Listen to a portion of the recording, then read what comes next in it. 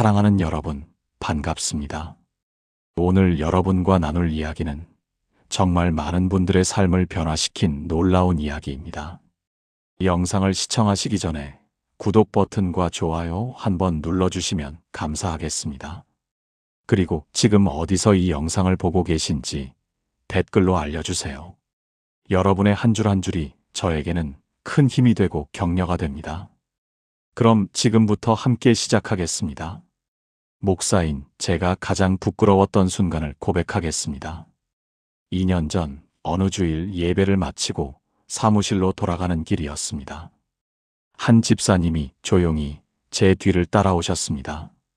문을 닫으시더니 눈물을 글썽이며 말씀하셨습니다. 목사님, 저희 남편이 교회 나오기 싫어합니다. 매달 헌금 걱정 때문에 스트레스 받는다고요. 집사니까 3,000원은 드려야 한다는데 요즘 형편이 안 좋아서. 그 말을 듣는 순간 가슴이 철렁 내려앉았습니다. 제가 목회하는 교회에도 그런 기준들이 있었기 때문입니다. 장로는 월 5,000원, 권사는 월 2,000원, 집사는 월 3,000원. 누가 만든 기준인지도 모르게 수십 년째 내려오는 전통이었습니다. 그날 밤 저는 잠을 이룰 수 없었습니다. 이게 과연 하나님이 원하시는 헌금일까? 우리가 사람들을 하나님께 가까이 가게 하는가? 아니면 멀어지게 하는가? 그런데 바로 그때 경기도 안산의 한 교회 이야기를 듣게 되었습니다. 새빛교회라는 곳이었습니다. 출석교인 230명 정도의 평범한 교회였습니다. 그 교회에도 우리와 똑같은 헌금 기준이 있었습니다. 장로 월 5,000원, 권사 월 2,000원.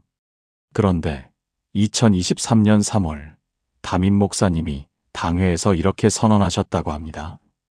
오늘부로 모든 헌금 기준을 없앱니다. 장로든 권사든 집사든 성도든 각자가 하나님 앞에서 결정하십시오. 당회 석상이 술렁이었습니다. 한 장로님이 반대하셨습니다. 목사님, 그럼 교회 재정이 무너집니다. 사람들은 책임감 없이 적게 드릴 겁니다. 또 다른 장로님도 우려를 표하셨습니다. 직분자로서의 책임을 어떻게 가르칩니까? 이건 너무 이상적입니다. 하지만 담임 목사님은 확신에 찬 목소리로 말씀하셨습니다. 우리가 성령님을 믿습니까? 헌금 기준을 믿습니까? 한번 하나님을 신뢰해 봅시다. 그렇게 결정이 내려졌습니다. 그리고 6개월이 흘렀습니다. 제가 그 교회를 직접 방문했을 때 제 눈을 의심했습니다. 교회는 무너지지 않았습니다. 오히려 누구도 예상하지 못한 일들이 벌어지고 있었습니다. 오늘 여러분과 함께 그 교회에서 실제로 일어난 7가지 놀라운 변화를 나누려고 합니다. 이것은 단순한 성공 사례가 아닙니다. 이것은 하나님께서 우리에게 보여주시는 진짜 헌금이 무엇인지에 대한 계시입니다. 헌금 기준이 있을 때 사람들은 무엇을 생각했을까요? 이번 달 5,000원 드렸으니 됐다. 권사니까 2,000원은 드려야지. 나는 아직 직분이 없으니 1,000원만 드려도 괜찮겠지? 헌금이 하나님과의 관계가 아니라 교회가 정한 기준을 맞추는 일이 되어버렸습니다. 마치 세금 내듯이 의무를 완수하듯이 드리는 헌금. 그 속에 기쁨이 있었을까요? 감사가 있었을까요? 성경은 이렇게 말씀합니다. 고린도후서 9장 7절입니다. 각각 그 마음에 정한 대로 할 것이요 인색함으로나 억지로 하지 말지니 하나님은 즐겨내는 자를 사랑하시느니라. 이 말씀을 보십시오. 각각 그 마음에 정한 대로라고 하셨습니다. 누가 정합니까? 교회가 정합니까? 직분이 정합니까? 아닙니다. 그 마음에 정한 대로입니다. 바울 사도는 고린도 교회에 편지를 쓰면서 예루살렘 성도들을 위한 구제 헌금을 권면하고 있었습니다. 그런데 그는 금액을 정하지 않았습니다. 부자는 얼마, 가난한 자는 얼마라고 말하지 않았습니다. 오히려 마게도냐 교회들의 예를 들며 이렇게 말합니다. 그들이 심한 시련 가운데서도 넘치는 기쁨과 극한 가난 가운데서도 풍성한 연보를 드렸다고요. 핵심은 금액이 아니라 마음입니다. 즐겨내는 자를 사랑하신다고 하셨습니다. 즐거움이 없는 헌금, 억지로 드리는 헌금은 하나님께서 기뻐받지 않으십니다. 새빛교회의 이경호 목사님은 이렇게 간증하셨습니다. 헌금 기준을 없애고 첫 주일 설교 제목을 하나님이 기뻐하시는 헌금으로 정했습니다. 고린도후서 9장 7절을 붙들고 40분 동안 설교했습니다. 성도들의 표정이 달라지는 것을 느꼈습니다. 그날 이후 교회에 놀라운 변화가 시작되었습니다. 한 권사님이 목사님을 찾아왔습니다. 김순자 권사님, 67세, 안산에서 식당 일을 하시는 분이었습니다. 목사님, 제가 25년 동안 교회 다니면서 처음으로 헌금이 기쁩니다. 그동안 2,000원을 의무처럼 드렸는데 이제는 제가 하나님께 감사해서 드리고 싶은 만큼 드릴 수 있으니까요. 이번 주는 10,000원을 드렸습니다. 적은 돈이지만 이렇게 기쁜 적이 없습니다. 눈물을 흘리며 고백하시는 그분을 보며 목사님도 울었다고 합니다. 또 한 집사님은 이렇게 간증했습니다. 박민수 집사님, 52세, 안산에서 작은 철물점을 운영하시는 분이었습니다. 솔직히 말씀드리면 그동안 3,000원 드리는 게 부담이었습니다. 장사가 안 될 때는 더 그랬습니다. 그런데 기준이 없어지니까 오히려 자유로워졌습니다. 장사가 잘 되는 달에는 5,000원, 10,000원도 드리고 어려운 달에는 1,000원을 드려도 마음이 편합니다. 하나님께 정직하게 제 형편을 아뢰는 것 같아서요. 바로 이것입니다. 헌금의 본질은 금액이 아닙니다. 하나님과의 관계입니다. 내가 하나님께 무엇을 드릴 것인가를 기도하며 결정하는 그 시간이 예배입니다. 여러분, 혹시 헌금을 의무처럼 드리고 계신가요? 오늘 이 말씀을 붙드시기 바랍니다. 하나님은 여러분이 얼마를 드리는지보다 어떤 마음으로 드리는지를 보십니다. 사랑하는 여러분, 지금 저와 함께 이렇게 기도해 보시겠습니까? 하나님 아버지, 그동안 헌금을 의무로 드렸던 제 모습을 용서해 주세요. 오늘부터 헌금이 주님과의 사랑의 대화가 되게 하소서. 각각 그 마음에 정한 대로 드리라는 말씀을 제 심령에 새기게 하시고 즐거운 마음으로 주님께 드리는 자가 되게 하소서. 금액이 아니라 마음을 보시는 주님을 신뢰합니다.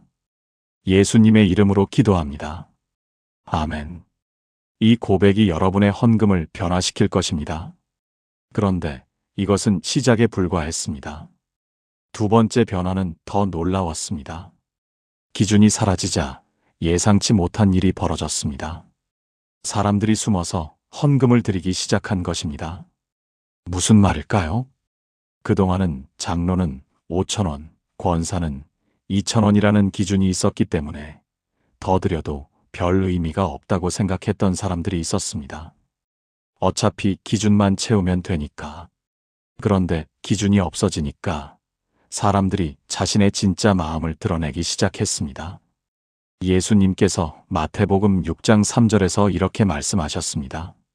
너는 구제할 때에 오른손이 하는 것을 왼손이 모르게 하여. 이 말씀은 단순히 은밀하게 하라는 의미가 아닙니다. 자기 자신조차 자랑스러워하지 말라는 뜻입니다. 사람에게 보이려고 하지 말고 오직 하나님 아버지께만 드리라는 것입니다. 예수님 당시 유대 사회에서는 구제와 헌금이 사람들에게 보이는 일이었습니다. 회당에서 나팔을 불며 헌금하는 사람들이 있었고 큰 소리로 자신이 얼마를 드렸다고 자랑하는 사람들도 있었습니다. 예수님은 그것을 책망하셨습니다. 은밀한 중에 보시는 너의 아버지가 갚으시리라고 하셨습니다. 진짜 헌금은 하나님과 나 사이의 비밀입니다. 새빛교회에서 놀라운 일이 일어났습니다. 어느 월요일 아침 교회 사무실 문틈으로 봉투 하나가 들어와 있었습니다. 봉투에는 아무런 이름도 없었습니다.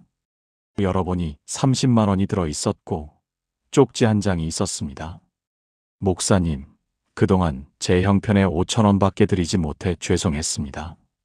하지만 이제 기준이 없어졌으니 제가 정말 하나님께 드리고 싶었던 마음을 드립니다. 이름은 밝히지 말아주세요. 하나님만 아시면 됩니다. 목사님은 그 쪽지를 보며 눈물을 흘렸다고 합니다. 또 어떤 분은 매주 화요일 새벽 교회 우편함에 봉투를 넣고 가셨습니다. 6개월 동안 한 번도 빠지지 않고요. 액수도 일정하지 않았습니다. 어떤 주는 5,000원, 어떤 주는 10,000원, 어떤 주는 2,000원. 그분의 그 주 형편에 따라 달라졌습니다. 하지만 한 번도 빠지지 않았습니다. 나중에 알고 보니 그분은 교회 근처에서 청소 일을 하시는 70대 할머니였습니다. 이름은 최영희 권사님, 72세, 안산에 사시는 분이었습니다. 어느 날 목사님이 우연히 새벽에 그분을 만났습니다. 권사님, 매주 화요일마다 헌금하시는 분이 권사님이셨군요. 권사님은 얼굴이 빨개지며 말씀하셨습니다. 목사님, 들키고 싶지 않았는데 저는 가난하지만 하나님께 드리고 싶었어요. 그동안은 2,000원만 드리면 됐으니까 그것만 드렸는데 이제는 제가 번 돈의 11조를 드리고 싶어서요. 제가 한 주에 5만 원 정도 벌면 5,000원, 2만 원 벌면 2,000원씩 드리는 거예요. 하나님만 아시면 되잖아요. 목사님은 그 자리에서 무릎을 꿇고 기도했다고 합니다. 하나님, 제가 잘못 생각했습니다. 사람들이 책임감 없이 적게 드릴까봐 걱정했는데 주님은 이미 당신의 백성들 마음에 헌신의 불을 지펴놓으셨습니다. 성경에 나오는 가난한 과부의 2렙돈이 생각나지 않습니까? 예수님은 부자들의 많은 헌금이 아니라 가난한 과부의 2렙돈을 칭찬하셨습니다. 왜냐하면 그녀는 자기의 모든 생활비를 드렸기 때문입니다. 하나님은 액수를 보지 않으십니다. 그 사람의 마음과 헌신을 보십니다. 여러분은 어떻게 드리고 계십니까? 사람들에게 보이기 위해 드립니까? 아니면 하나님 한 분만을 위해 드립니까? 오늘부터 여러분의 헌금이 하나님과 나 사이의 아름다운 비밀이 되기를 축복합니다. 사랑하는 여러분, 함께 기도해 보시겠습니까? 은밀한 중에 보시는 하나님 아버지, 오늘 이 말씀으로 제 마음을 비춰주셔서 감사합니다. 제가 사람들에게 보이려고 드렸던 모든 헌금을 용서해 주시고 오직 주님만을 기쁘시게 하는 헌금을 드리게 하소서. 오른손이 하는 것을 왼손이 모르게 하라는 말씀을 제 심령에 새기게 하시고 주님과 저 사이의 아름다운 비밀이 되게 하소서. 은밀한 중에 보시고 갚아주시는 주님을 신뢰합니다. 예수님의 이름으로 기도합니다. 아멘. 자발적 헌신은 억지로 만들어지지 않습니다. 그것은 하나님의 은혜를 경험한 자의 자연스러운 반응입니다. 그리고 세 번째 변화는 더욱 놀라웠습니다. 헌금 기준이 없어지고 3개월이 지났을 때였습니다. 교회 재정 담당 장로님이 목사님을 찾아왔습니다. 목사님, 이상한 일이 벌어지고 있습니다. 무슨 일입니까? 헌금이 줄 것이라고 예상했는데 오히려 30% 증가했습니다. 그런데 더 놀라운 건 구제 헌금이 200% 증가했습니다. 200%요? 어떻게 된 일일까요? 사도행전 2장 44절부터 45절을 보겠습니다. 믿는 사람이 다 함께 있어 모든 물건을 서로 통용하고 또 재산과 소유를 팔아 각 사람의 필요를 따라 나눠주며. 초대교회의 모습입니다. 그들은 강요받아서 나눈 것이 아니었습니다. 성령의 충만함과 사랑이 넘쳐서 자발적으로 나누었습니다. 각 사람의 필요를 따라라는 표현을 보십시오. 정해진 기준이 아니라 필요를 따라 나누었습니다. 누군가 집이 없으면 집을 팔아서 나누어 주고 누군가 양식이 없으면 양식을 나누었습니다. 이것이 진짜 공동체입니다. 새빛교회에 놀라운 일들이 일어났습니다. 한 집사님이 목사님을 찾아왔습니다.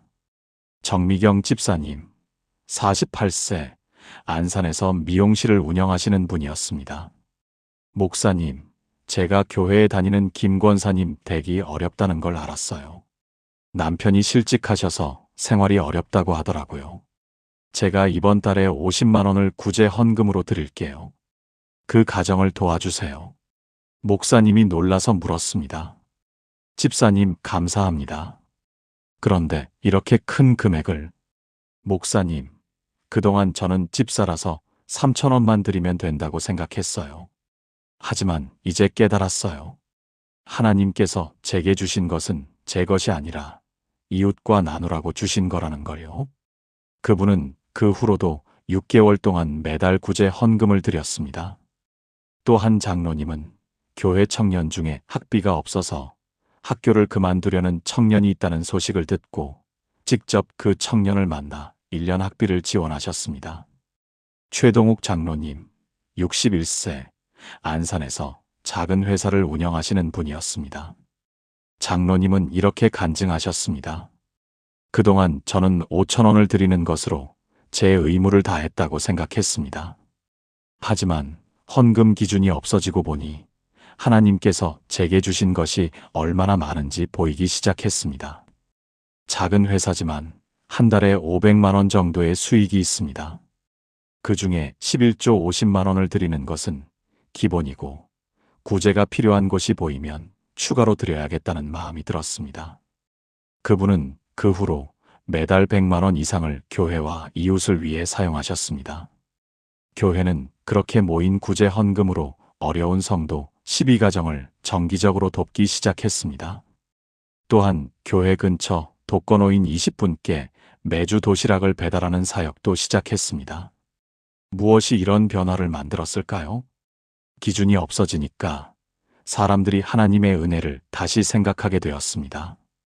내가 이렇게 많이 받았는데 5천 원만 드리면 되는가? 내가 이렇게 풍족한데 어려운 이웃을 모른 척할 수 있는가? 율법이 없어지니 은혜가 보이기 시작한 것입니다. 여러분은 어떻습니까?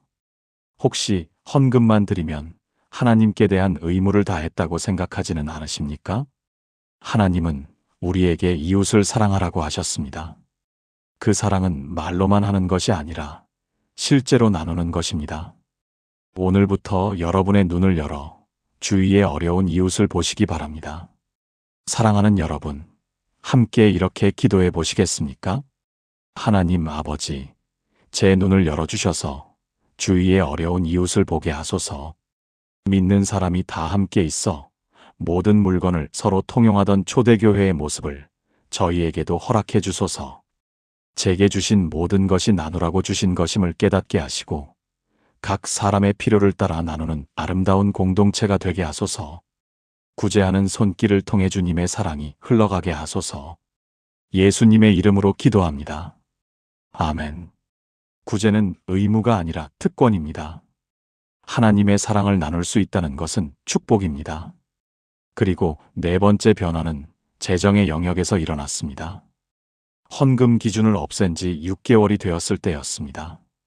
교회 재정 보고 시간이었습니다. 재정 장로님이 떨리는 목소리로 보고하셨습니다. 성도 여러분, 믿기지 않는 일이 벌어졌습니다. 6개월 전 우리 교회에는 3천만 원의 은행 대출이 있었습니다. 헌금 기준을 없애면 재정이 무너질 것이라고 걱정했습니다. 그런데 장로님은 잠시 말을 멈추고 눈물을 닦으셨습니다. 그런데 지난 6개월 동안 헌금이 이전보다 평균 40% 증가했습니다. 그래서 3천만 원의 빚을 모두 갚았고 현재 예금이 2천만 원 있습니다. 교회가 술렁이었습니다. 어떻게 이런 일이 가능할까요? 말라기 3장 10절 말씀입니다. 만군의 여호와가 이르노라 너희의 온전한 11조를 창고에 들여 나의 집에 양식이 있게 하고 그것으로 나를 시험하여 내가 하늘 문을 열고 너희에게 복을 쌓을 곳이 없도록 붙지 아니하나 보라. 이 말씀에서 중요한 것은 온전한입니다. 온전한 11조란 무엇일까요? 금액의 문제가 아닙니다. 마음의 문제입니다. 억지로 형식적으로 드리는 11조는 온전하지 않습니다. 하지만 기쁨으로, 감사함으로, 자발적으로 드리는 헌금은 온전합니다. 말라기 선지자, 시대의 이스라엘 백성들은 11조를 드렸습니다. 하지만 하나님은 그것을 온전하지 않다고 하셨습니다.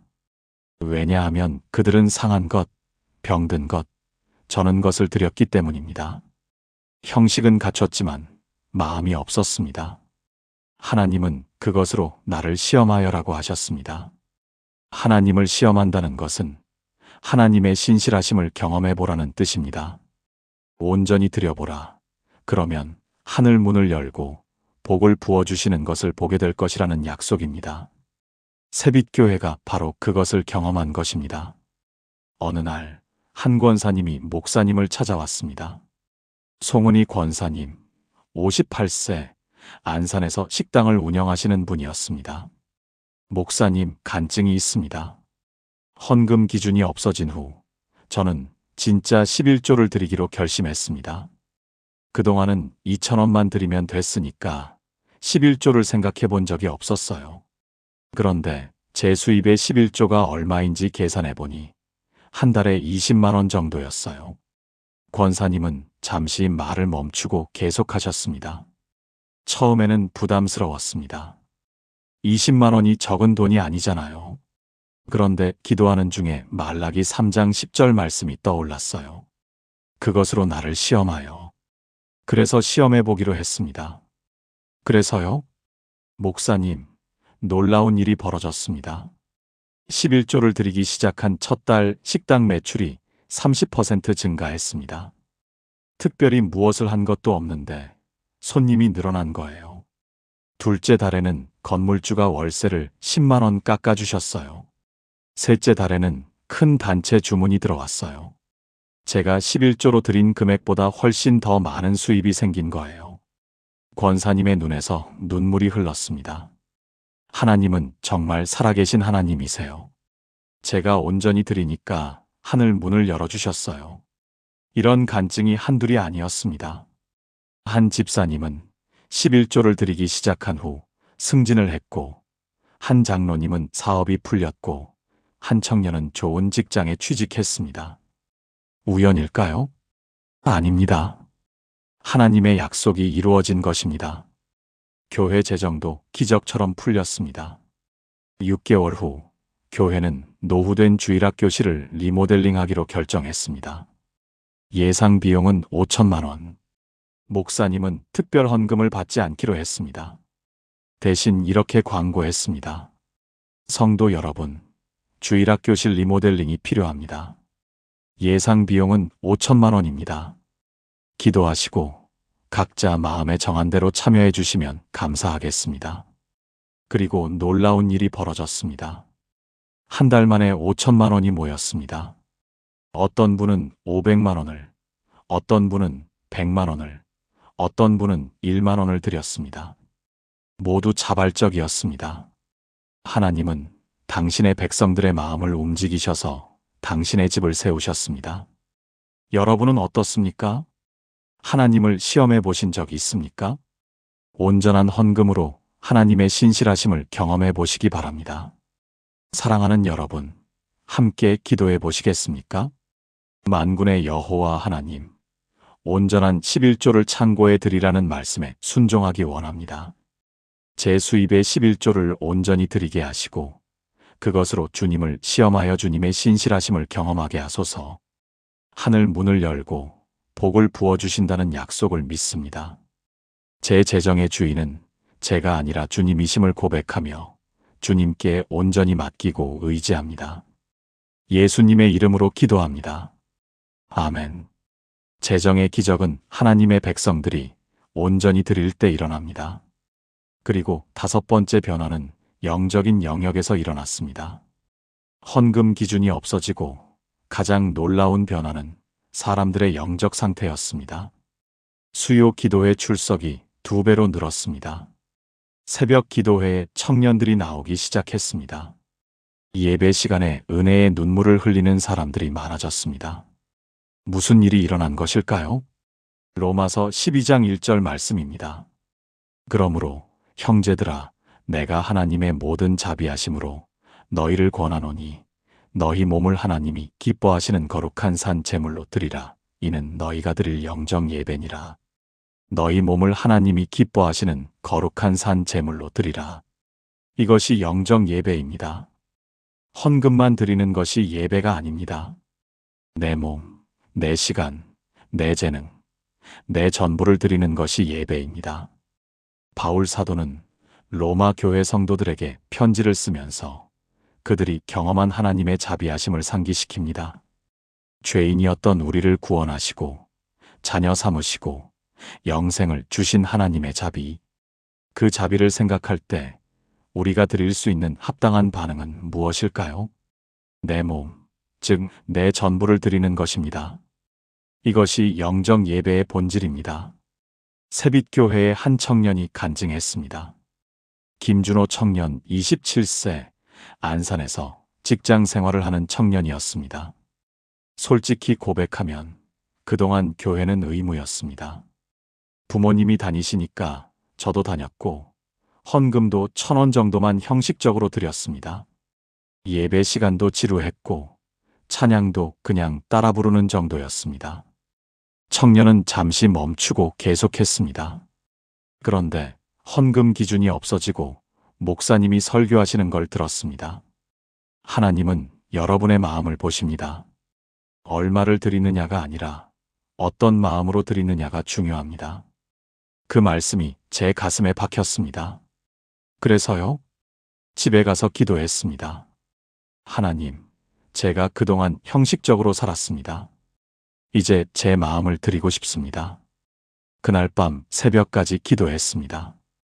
평생 그렇게 기도해 본 적이 없었는데 눈물이 계속 나왔습니다. 청년의 눈에서 눈물이 흘렀습니다. 그 다음 주일부터 예배가 달라졌습니다. 찬양이 들리기 시작했습니다. 설교 말씀이 제 마음에 박혔습니다. 이게 진짜 예배구나 싶었습니다. 그래서 수요일 기도회에도 나가고 새벽 기도에도 나가기 시작했습니다. 제 인생이 완전히 바뀌었습니다. 이런 간증이 교회 곳곳에서 터져나왔습니다. 한 권사님은 이렇게 간증했습니다. 박순덕 권사님, 64세, 안산에 사시는 분이었습니다. 저는 30년을 교회에 다녔지만 기도가 형식이었습니다. 하나님 감사합니다. 축복해 주세요. 이런 식으로만 기도했습니다. 그런데 헌금에 대한 설교를 듣고 깨달았습니다. 제가 하나님과 진짜 관계를 맺지 못하고 있었구나. 권사님은 그 후로 매일 새벽 5시에 일어나 1시간씩 기도하기 시작했습니다. 기도하면서 하나님을 경험했습니다. 말씀이 들리기 시작했습니다. 30년 만에 처음으로 하나님이 살아계신 분이라는 걸 느꼈습니다. 교회 전체가 변했습니다. 수요 기도회 출석이 50명에서 100명으로 늘었습니다. 새벽 기도회에 20대, 30대 청년들이 10명 이상 나왔습니다. 예배 시간에 아멘 소리가 터져나왔습니다. 찬양 시간에 두 손을 들고 뜨겁게 찬양하는 사람들이 많아졌습니다. 무엇이 이런 변화를 만들었을까요? 헌금이라는 형식에서 벗어나 하나님과의 진짜 관계로 들어갔기 때문입니다. 의무가 아니라 사랑으로, 억지가 아니라 자발적으로 하나님께 나아갔기 때문입니다. 여러분은 어떻습니까? 여러분의 예배는 형식입니까? 아니면 진짜 예배입니까? 오늘부터 여러분의 몸, 여러분의 전부를 하나님께 드리는 영적 예배를 회복하시기 바랍니다. 사랑하는 여러분, 함께 기도해 보시겠습니까? 하나님 아버지, 제 몸을 하나님이 기뻐하시는 거룩한 산 제물로 드립니다. 형식적인 예배가 아니라 영과 진리로 드리는 진정한 예배자가 되게 하소서. 제 시간, 제 재능, 제 재정, 제 모든 것을 주님께 드리는 영적 예배를 회복하게 하소서. 주님과의 살아있는 관계 속에서 매일 주님을 경험하게 하시고 주님의 음성을 듣는 자가 되게 하소서. 예수님의 이름으로 기도합니다. 아멘. 영적 부흥은 프로그램이 아니라 관계에서 옵니다. 하나님과의 진짜 관계가 회복될 때 부흥이 일어납니다. 그리고 6번째 변화는 더욱 감동적이었습니다. 헌금 기준이 사라지자 가장 변화된 사람들은 가난한 사람들이었습니다. 그동안 헌금 기준 때문에 부담스러워했던 사람들이 자유로워졌습니다. 그리고 놀랍게도 그들이 가장 헌신적으로 드리기 시작했습니다. 누가복음 21장 1절부터 4절입니다. 예수께서 눈을 들어 부자들이 헌금함에 헌금 넣는 것을 보시고 또 어떤 가난한 과부가 2렙돈 넣는 것을 보시고 이르시되 내가 참으로 너희에게 말하노니 이 가난한 과부가 다른 모든 사람보다 많이 넣었도다. 저들은 그 풍족한 중에서 헌금을 넣었거니와 이 과부는 그 가난한 중에서 자기가 가지고 있는 생활비 전부를 넣었느니라. 이 장면을 상상해 보십시오. 예루살렘 성전의 헌금함 앞. 부자들이 큰 소리를 내며 많은 돈을 넣습니다. 사람들의 시선이 집중됩니다. 우와, 저 사람 얼마나 많이 넣나 봐. 그런데 한 구석에서 조용히 다가온 한 과부. 주름진 손으로 떨리며 2렙돈을 넣습니다. 2렙돈은 당시 가장 작은 동전이었습니다. 우리 돈으로 하면 100원, 200원 정도였을까요? 아무도 주목하지 않았습니다. 그런데 예수님은 그 과부를 보셨습니다. 그리고 제자들에게 말씀하셨습니다. 이 가난한 과부가 다른 모든 사람보다 많이 넣었도다. 왜 그렇습니까? 자기가 가지고 있는 생활비 전부를 넣었기 때문입니다. 부자들은 풍족한 중에서 넘치는 것을 드렸지만 과부는 자기의 전부를 드렸습니다. 하나님은 액수를 보지 않으십니다. 그 사람이 얼마나 자신을 드렸는지를 보십니다. 새빛교회에 놀라운 간증이 있습니다. 한 할머니의 이야기입니다. 이옥순 권사님, 78세, 안산에서 혼자 사시는 분이었습니다. 남편은 10년 전에 돌아가셨고 자녀들은 다른 지역에 살고 있었습니다. 할머니는 한 달에 기초연금 30만 원으로 생활하셨습니다. 헌금 기준이 있을 때 할머니는 매주 2,000원을 드렸습니다. 권사이기 때문에 월 2,000원을 드려야 한다는 부담 때문이었습니다. 그런데 헌금 기준이 없어졌습니다. 할머니는 기도하기 시작했습니다. 하나님, 제가 얼마를 드려야 할까요? 기도하던 중에 과부의 2렙돈 이야기가 떠올랐습니다. 할머니는 결단했습니다. 하나님, 제 수입의 11조를 드리겠습니다. 30만 원의 11조는 3만 원. 할머니에게 3만 원은 큰 돈이었습니다. 한 달 생활비가 27만 원밖에 남지 않기 때문입니다. 하지만 할머니는 믿음으로 드리기 시작했습니다. 첫 달 할머니는 3만 원을 11조로 드렸습니다. 그런데 신기한 일이 벌어졌습니다. 둘째 주일에 한 집사님이 쌀 10kg을 가져다 주셨습니다. 권사님, 저희 시댁에서 쌀을 보내주셨는데 너무 많아서요. 나눠드리고 싶어서요. 셋째 주일에는 한 권사님이 반찬을 가져다 주셨습니다. 권사님, 제가 반찬을 많이 만들었는데 혼자 사시니까 드시라고요. 넷째 주일에는 한 장로님이 겨울 외투를 선물하셨습니다. 권사님, 제 어머니 것인데 한 번도 안 입으신 거예요. 권사님께 드리고 싶어서요. 할머니는 눈물을 흘리며 간증했습니다. 목사님, 하나님은 살아계십니다. 제가 3만 원을 드렸는데 하나님은 쌀로, 반찬으로, 옷으로 채워주셨어요. 제가 가진 전부를 드렸더니 하나님이 훨씬 더 많이 주셨어요. 할머니는 그 후로도 계속 11조를 드렸습니다. 그리고 매번 하나님의 채우심을 경험했습니다.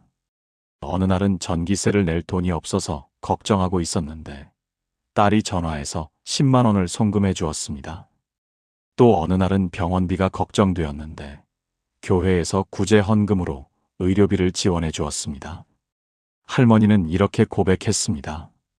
저는 가난하지만 하나님은 부유하십니다. 제가 드릴 수 있는 건 적지만 하나님이 주실 수 있는 건 무한합니다. 이제 저는 두려워하지 않습니다.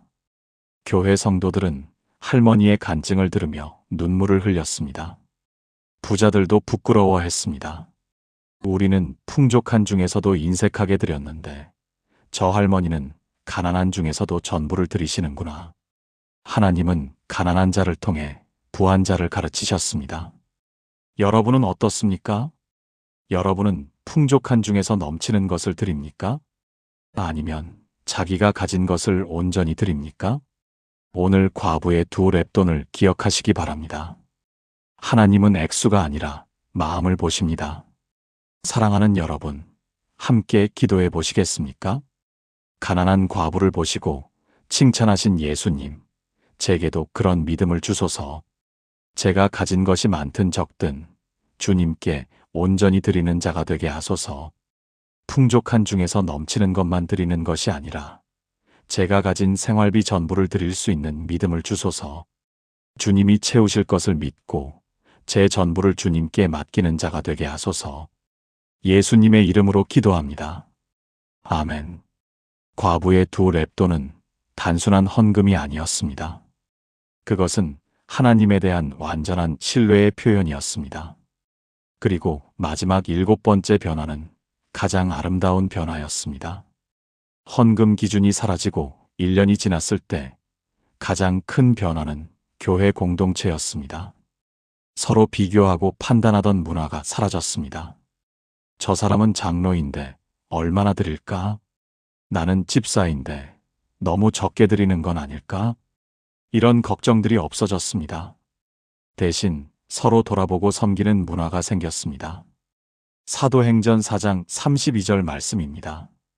믿는 무리가 한 마음과 한 뜻이 되어 모든 물건을 서로 통용하고 자기 재물을 조금이라도 자기 것이라 하는 이가 하나도 없더라. 한 마음과 한 뜻이 되어. 이것이 진짜 공동체입니다. 초대교회 성도들은 재산을 공유했다고 합니다. 이것은 강요된 것이 아니었습니다. 성령의 역사로 자발적으로 일어난 일이었습니다. 왜 그들은 그렇게 할 수 있었을까요? 자기 재물을 조금이라도 자기 것이라 하는 이가 하나도 없었기 때문입니다. 그들은 모든 것이 하나님의 것이고 자신은 단지 관리자일 뿐이라는 것을 알았습니다. 그래서 필요한 사람에게 나누는 것이 자연스러웠습니다. 새빛교회의 아름다운 이야기들이 많이 생겼습니다. 한 장로님 가정의 이야기입니다. 김철수 장로님, 59세, 안산에서 작은 공장을 운영하시는 분이었습니다. 장로님의 공장 직원 중에 한 청년이 있었습니다. 청년은 교회에 다니지 않았지만 성실하게 일했습니다. 어느 날 장로님은 그 청년이 걱정스러운 표정으로 일하는 것을 보았습니다. 무슨 일 있어? 아닙니다. 하지만 장로님은 계속 관심을 가졌습니다. 며칠 후 청년이 장로님께 말했습니다. 사장님, 어머니가 병원에 입원하셨는데 수술비가 없습니다.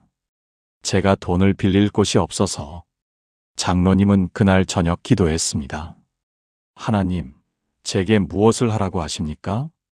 기도 중에 마음에 감동이 왔습니다.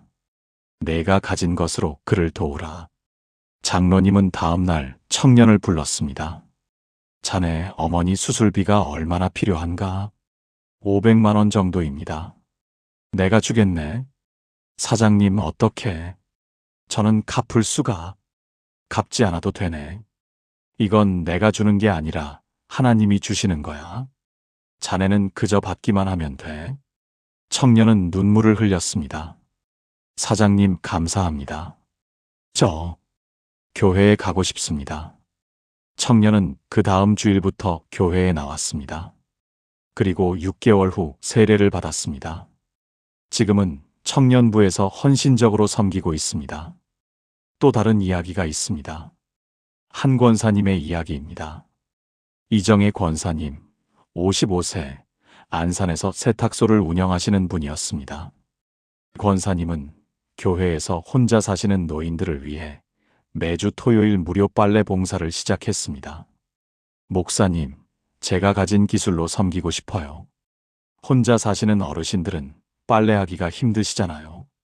권사님은 매주 토요일 오전 교회 어르신들의 빨래를 무료로 해드렸습니다. 집까지 찾아가서 빨래를 받아오고 깨끗하게 세탁해서 다시 가져다 드렸습니다. 한 해 동안 20분의 어르신을 섬겼습니다. 어르신들은 눈물을 흘리며 감사했습니다. 권사님, 제가 뭐라고 이렇게까지. 어머님, 제가 하나님께 받은 사랑을 나누는 거예요. 기쁘게 해드리는 거예요. 이런 이야기들이 교회 곳곳에서 터져나왔습니다. 어떤 집사님은 무료 차량 봉사를 시작했습니다. 거동이 불편한 성도들을 주일마다 집까지 모셔다 드렸습니다.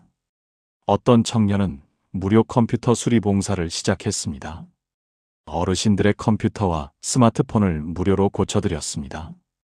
어떤 권사님은 무료 반찬 봉사를 시작했습니다. 혼자 사시는 어르신들께 매주 반찬을 만들어 나눠드렸습니다. 교회가 진짜 가족이 되었습니다. 서로의 필요를 채워주고 서로의 아픔을 위로하고 서로의 기쁨을 함께 나누는 공동체가 되었습니다. 1년 후 교회 창립 기념 예배에서 이경호 목사님은 이렇게 설교했습니다. 사랑하는 성도 여러분, 1년 전 우리가 헌금 기준을 없앴을 때 많은 분들이 걱정하셨습니다. 하지만 하나님은 우리의 걱정을 기쁨으로 바꿔주셨습니다. 이제 우리는 압니다. 하나님의 방법이 세상의 방법과 다르다는 것을. 율법이 아니라 은혜로, 강요가 아니라 자발로, 의무가 아니라 사랑으로 섬길 때 진짜 교회가 된다는 것을 배웠습니다. 교회는 아멘으로 화답했습니다. 여러분의 교회는 어떻습니까? 서로 비교하고 판단하는 공동체입니까? 아니면 서로 돌아보고 섬기는 공동체입니까? 오늘부터 여러분의 교회가 진짜 가족 같은 공동체가 되기를 축복합니다. 사랑하는 여러분, 함께 마지막 기도를 드려보시겠습니까? 하나님 아버지, 믿는 무리가 한 마음과 한 뜻이 되게 하소서. 자기 것이라고 주장하지 않고 모든 것을 서로 통용하던 초대교회의 아름다운 공동체를 저희에게도 허락해 주소서. 서로의 필요를 채워주고 서로의 아픔을 위로하며 서로의 기쁨을 함께 나누는 진짜 가족이 되게 하소서. 제 재능과 시간과 물질이 이웃을 섬기는 도구가 되게 하시고 주님의 사랑이 저를 통해 흘러가게 하소서. 예수님의 이름으로 기도합니다. 아멘. 공동체의 회복은 프로그램이 아니라 사랑에서 옵니다. 하나님의 사랑을 경험한 사람들이 서로 사랑할 때 진짜 교회가 됩니다. 지금까지 나눈 7가지 놀라운 변화를 하나의 기도로 드리겠습니다. 함께 기도하시겠습니까? 전능하신 하나님 아버지, 오늘 이 시간 우리에게 보여주신 7가지 놀라운 진리를 감사드립니다. 율법이 아니라 은혜로 헌금하는 법을 가르쳐 주시고 자발적 헌신의 아름다움을 보여주시며 구제의 기쁨을 경험하게 하시고 재정의 기적을 허락하시며 영적 부흥을 일으키시고 가난한 자의 믿음을 칭찬하시며 공동체를 회복시키신 주님을 찬양합니다. 저는 오늘 이 자리에서 고백합니다. 각각 그 마음에 정한 대로 즐겨드리는 자가 되겠습니다. 은밀한 중에 보시는 주님을 신뢰하며 오른손이 하는 것을 왼손이 모르게 하겠습니다. 믿는 무리가 한 마음과 한 뜻이 되어 모든 물건을 서로 통용하던 초대교회처럼 저도 제 것이라고 주장하지 않고 필요한 이웃과 나누겠습니다. 온전한 11조를 드리며 주님을 시험하여 하늘 문을 열고 복을 부어주시는 주님의 신실하심을 경험하겠습니다. 제 몸을 하나님이 기뻐하시는 거룩한 산 제물로 드리며 영적 예배를 회복하겠습니다. 가난한 과부의 2렙돈처럼 제가 가진 전부를 주님께 드리는 믿음을 허락해 주소서. 오늘부터 제 교회가, 제 가정이, 제 삶이 주님의 은혜로 변화되게 하소서. 헌금을 의무가 아니라 특권으로, 부담이 아니라 기쁨으로, 율법이 아니라 사랑으로 드리게 하소서. 제 재정의 주인이 제가 아니라 주님이심을 고백하며 모든 것을 주님께 의탁합니다. 이 모든 말씀이 제 심령에 깊이 새겨지게 하시고 제 삶의 실제가 되게 하소서. 살아계신 예수 그리스도의 이름으로 기도합니다. 아멘. 사랑하는 성도 여러분, 오늘 우리가 함께 나눈 7가지 변화를 기억하십니까? 첫째, 율법에서 은혜로 다시 헌금의 본질이 회복되었습니다. 둘째, 자발적 헌신 다시 숨어서 드리는 사람들이 나타났습니다. 셋째, 구제의 폭발, 다시 가난한 이웃을 돌아보는 일이 배가 되었습니다. 넷째, 재정의 기적, 다시 교회가 빚을 갚고 건축까지 하게 되었습니다.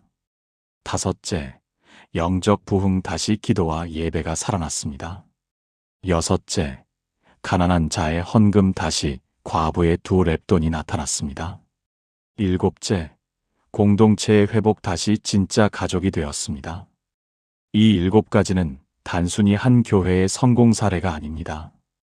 이것은 하나님께서 모든 교회에 보여주시는 진리입니다. 헌금은 금액이 아니라 마음입니다.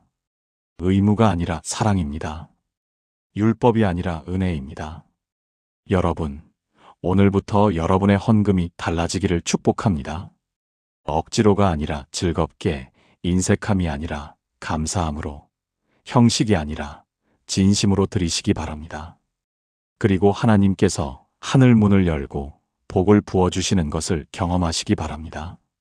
오늘 이 메시지가 여러분의 마음에 닿았다면 좋아요를 눌러주시고 댓글에 아멘이라고 적어주세요.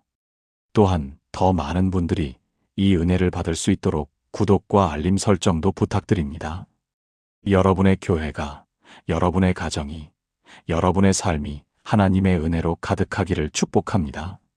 하나님께서 여러분과 함께 하시고 여러분의 모든 길을 인도하시며 여러분에게 필요한 모든 것을 채워주시기를 예수 그리스도의 이름으로 축복합니다. 아멘.